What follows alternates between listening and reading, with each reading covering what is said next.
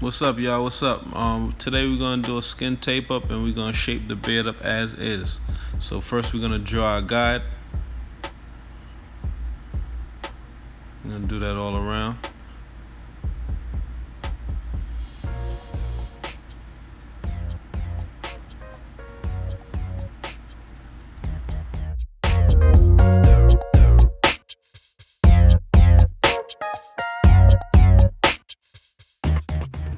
Yeah, so now you see that we drew our guide. Now we're gonna proceed to lighten up the fade under the guide. So what we're gonna do, we're gonna keep on lightening up that level, pretty much giving it a skin fade look. So we're gonna do that. We're gonna proceed to do that, save ourselves some time. And then we're gonna do the other side. And if you're tuning into my videos for the first time, like, comment, share all the videos. Let me know your feedback. Now we're doing the other guide on the other side. Usually draw it around by the top of the ear to the temple peak point, and you see us lightening up the fade as I'm doing it right now. Then we're gonna take the 1.5 guard and we're gonna go up pretty much, not as much on the side as we're gonna do the back. So pretty much about a finger up on the side, and then we're gonna do about a 1/2 inch in the back. And we're gonna do that all around. So pretty much that 1.5 is all the way closed. So I'm just going up. I'm just making another guide. Then we're gonna do the sides. Get that out the way. Then we're gonna take the 1 guard. We're gonna do like open it up about halfway, and we're gonna proceed to take out that line, remove that line.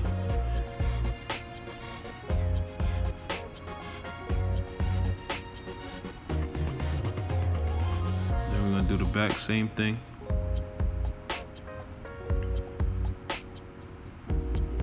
The closer you get to that line, you always adjust the clipper closer just to remove the line. And then we're gonna work the clipper just to give it a nice fade, you know. The more you go to the top, close to the bulk of the hair, you open it up a little bit more. And when you get like somewhere near the line, you close it up just to work that line out. But the masters pretty much fade, not the masters, the walls fade real easy. So that's one of the best clippers to fade that's out there, out of all clippers. And we're gonna do the sides.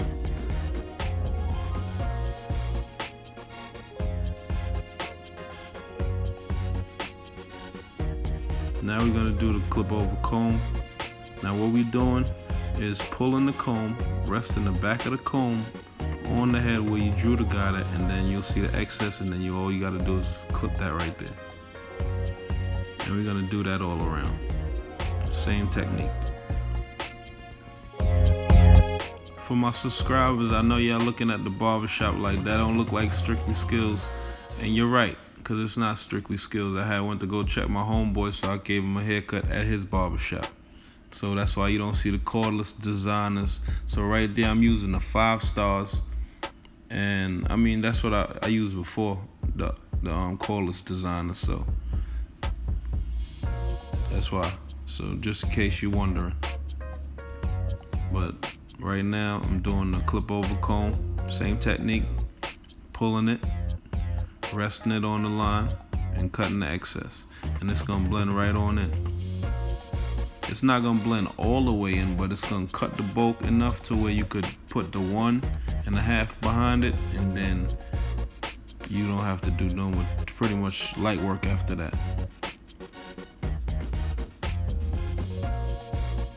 Don't forget to add me on Instagram, Sneed_the_barber, Strictly Skills Barbershop. If you're ever in the Queens, New York area, feel free to stop by.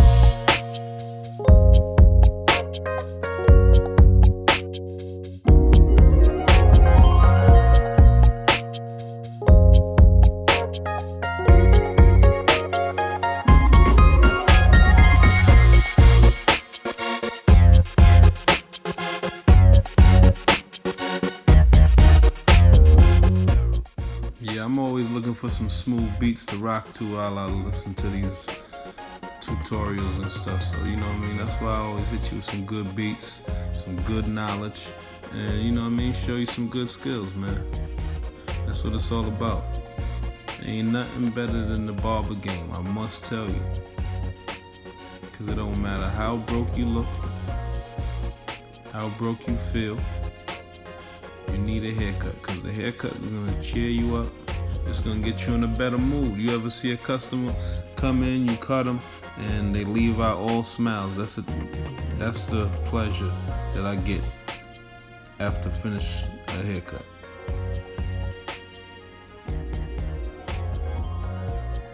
I'm taking a 1.5 and working it out that line. So pretty much rounding up the table before we hit the bed up and get that thing nice and crispy.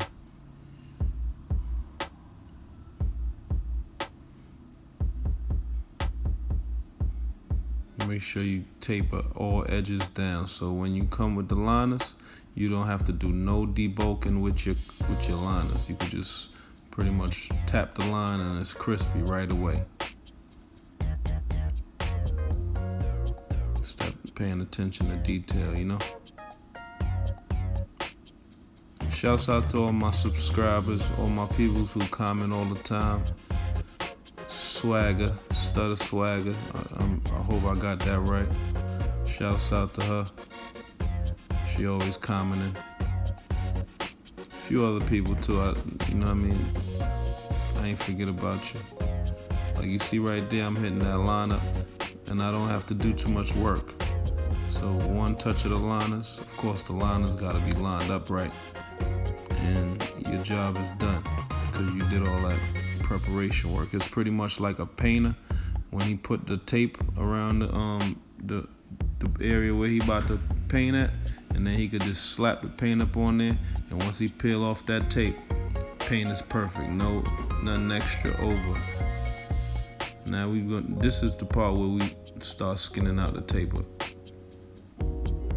But you could either do a skin taper, either bald it first and then fade it, or you could fade it and then come behind, make a little guide, and then straighten that out with a pair. Like if I was at my shop, I would use the Masters with the surgical blade and get the line out that I made with the liners.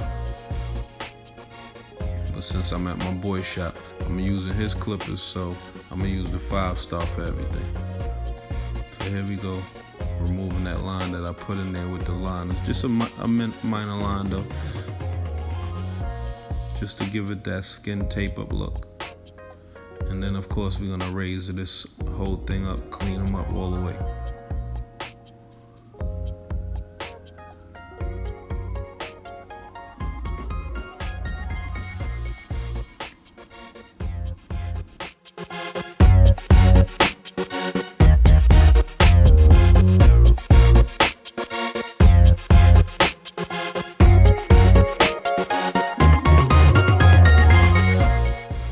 Now we're gonna take the liners and we're gonna ball the sides a little bit, make a little tiny guide, just to give it that same skin tape up look.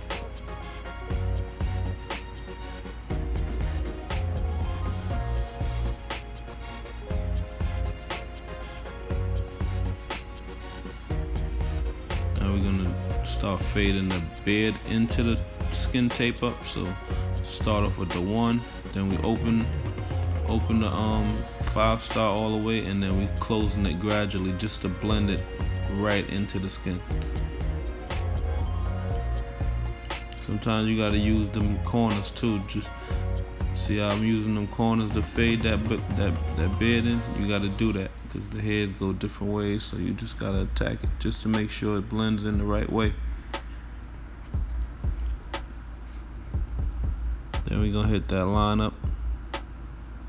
Now when I do the lineup, you know, like if you teach it in school, you teach them to hit the lineup from the middle of the top first, and then do the line on the side down.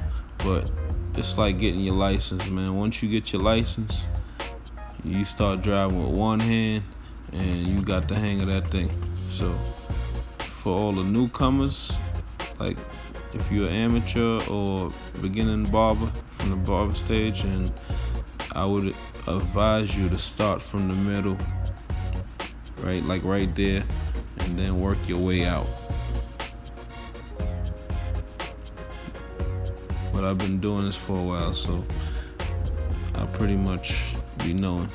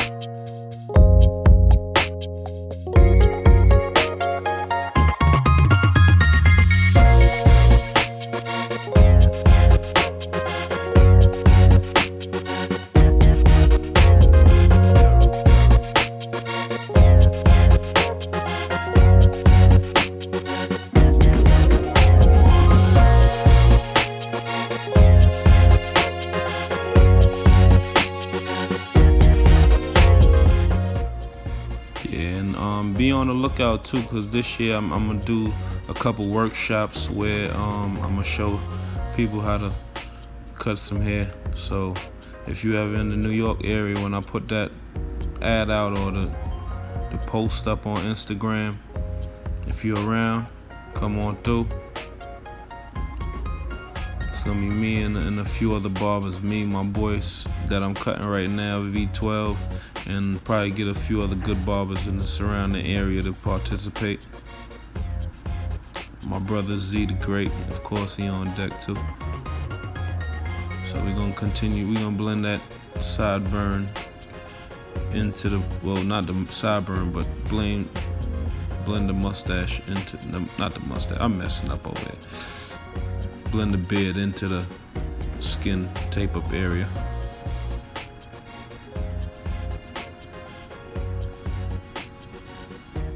You could tell I love cutting hair, man. I could be out in the street, I'm pull up in your barbershop, cut your hair, but I don't cut hair for free, so, you know what I mean? Barber's supposed to respect barber's time also, so my boy right here paid 50 for this cut. You know what I'm saying? So even though we boys, we still gotta pay for that haircut. And you know, if I need a cut and I let him cut me, I'm gonna pay him also, so same thing. Keep everything business, you never go wrong. We're pretty much tapping the lip, not too much. You don't want to give people the monkey lip where they got a lot of space in between the lip and the mustache, unless you can't help it. Unless they hair grow like that, you don't want to give them the monkey lip. That's what we call that in the barbershop.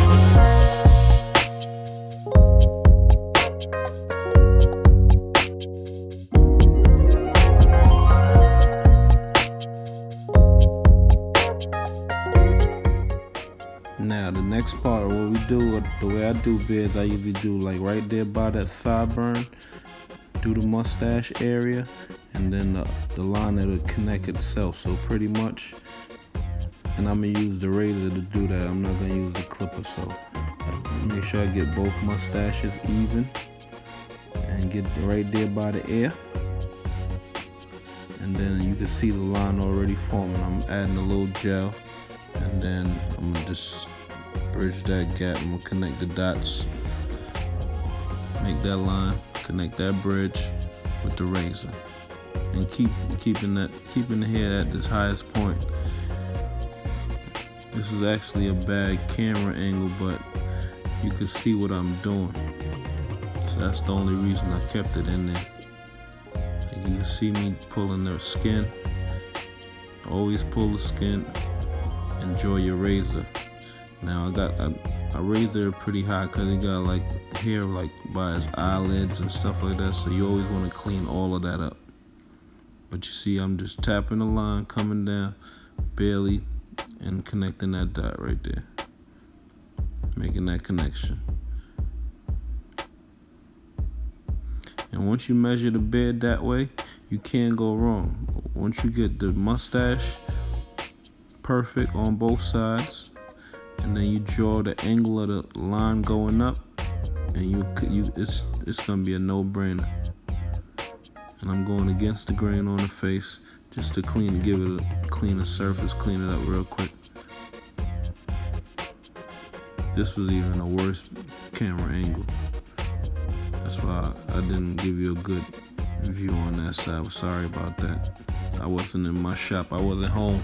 I was up. This was an away game. But I'm still good on the road.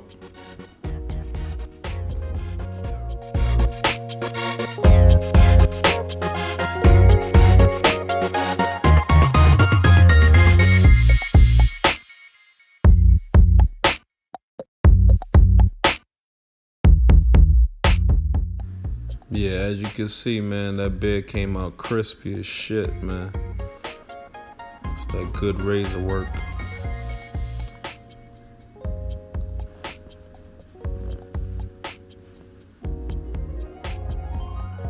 Getting the front line, the razor, getting that thing nice and clean. Always pull the skin when you razoring too. It helps you out, so you don't cut the customer, give you a smooth surface to work with. Now we coming behind and clean up the back of the beard, getting that nice and crispy. These are just the small details that makes a person want to pay you money for a haircut. So when you're doing this type of work and you ask for $30, $40, $50 for a haircut, they have no problem paying it because they feel the work was worth it.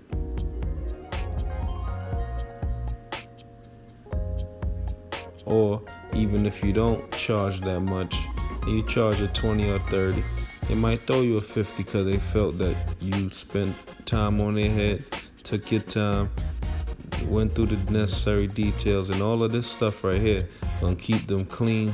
This stretches out the haircut for a couple extra days. So you can't just go charging people money and they don't feel like the work is worth it. So just gotta put in that work. Clean work. Make sure the cut is tight. Over the ear.